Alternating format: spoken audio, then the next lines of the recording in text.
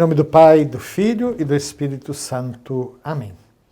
Queridos irmãos e irmãs, no nosso último programa, em que nós continuamos refletindo sobre o credo, como nos é apresentado no Catecismo da Igreja Católica, nós havíamos começado um novo capítulo, em que nós tratamos da resposta do homem à revelação de Deus. Nos programas, na primeira série de programas, nós havíamos falado sobre a revelação divina, sobre a tradição, sobre o valor da Sagrada Escritura, sobre a verdade na Bíblia, a formação, o cânon bíblico, a centralidade dos evangelhos. E agora, então, no último programa, nós começamos a falar sobre a resposta do homem a Deus, e essa resposta é justamente a resposta da fé, é a obediência da fé. No último programa, nós havíamos chegado ao parágrafo 145. A carta aos Hebreus, no grande elogio à fé dos antepassados, insiste particularmente na fé de Abraão. O nosso texto, Hebreus 11,8, diz: pela fé, ao ser chamado, Abraão obedeceu à ordem de partir para uma terra que deveria receber como herança, e partiu sem saber para onde ia. Pela fé, Abraão viveu como estrangeiro e como peregrino na terra prometida. É interessante que depois que morre, Abraão tinha apenas como propriedade sua um pequeno terreno onde ele havia sepultado sua esposa Sara. Pela fé, Sara recebeu a graça de conceber o filho da promessa, que era Isaque. Pela fé, por fim, Abraão ofereceu seu filho único em sacrifício. Todas essas peripécias da vida de Abraão estão no livro do Gênesis, a partir do capítulo 12. E aí nós chegamos ao parágrafo 146 do nosso catecismo. Abraão realiza assim a definição de fé dada na Epístola aos Hebreus. Hebreus 11, versículo 1 diz que a fé é a certeza daquilo que ainda se espera, a demonstração de realidades que não se veem. Tem gente que fala, eu acredito só no que eu acredito só no que eu vejo. Essa frase é autocontraditória, porque se eu vejo, eu não preciso de acreditar, a menos que eu tenha motivos para duvidar dos meus próprios olhos, a menos que eu tenha motivos para pensar que eu esteja tendo uma alucinação ou uma visão extraordinária. Se eu vejo, não preciso acreditar. Eu acredito justamente porque eu não tenho aquelas verdades a partir dos sentidos. A fé, portanto, é a certeza daquilo que ainda se espera, a demonstração de realidades que não se veem. Na carta aos Romanos, no capítulo 4, versículo 3, Paulo vai dizer que Abraão acreditou em Deus, Abraão creu em Deus, e isso lhe foi levado em conta de justiça. Vejam a importância da fé. Se nós vemos a história de Abraão, nós vamos perceber que ele, como nós, muitas vezes, ele tinha também o seu jeitinho de fazer as coisas, ele às vezes procurava não dizer toda a verdade, mas Abraão acreditou, se tornou nosso pai na fé, e por isso Deus levou essa fé de Abraão em conta de justiça. Graças a esta fé, diz ainda a carta aos Romanos, no capítulo 4, versículos 11 e 18, graças a esta fé, Abraão tornou-se pai de todos os crentes. Por isso que nós dizemos que Abraão também é o nosso pai na fé. Nesse sentido, nós temos em comum com os judeus e também com os muçulmanos esta dádiva de termos um patriarca que nos é apresentado como modelo de fé. E aí chegamos ao parágrafo 147.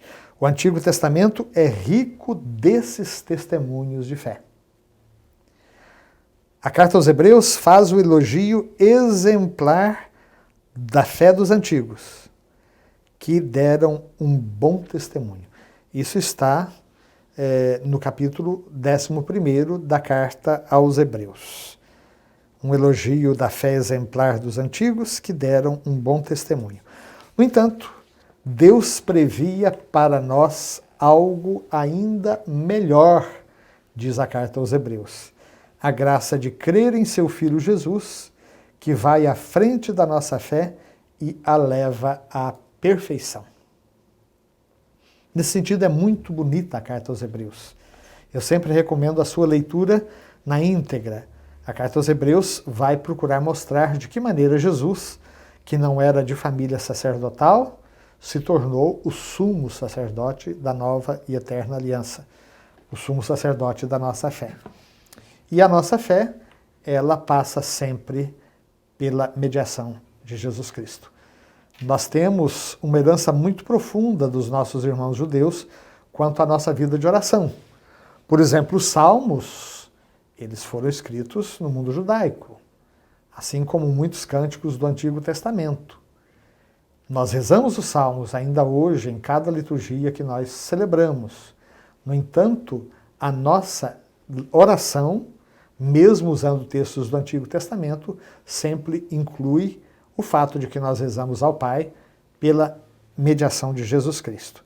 Então, nossa fé também é marcada por essa realidade, crer no Filho de Deus, que é Jesus, que vai à frente da nossa fé e a leva à perfeição. Mas, como nós já dissemos no programa anterior, Maria é para nós realmente o modelo mais perfeito de todos. Maria é considerada a bem-aventurada porque ela acreditou. Como disse Santa Isabel, a Nossa Senhora, quando Maria vai visitá-la, Isabel já estava grávida no 6º mês de João Batista. Bem-aventurada és tu que acreditaste. A Virgem Maria realiza, portanto, de maneira mais perfeita, ou melhor, da maneira mais perfeita, a obediência da fé. Na fé, Maria acolheu o anúncio e a promessa trazidos pelo anjo Gabriel, acreditando que para Deus nada é impossível. Lucas 1, versículo 37. Para Deus nada é impossível.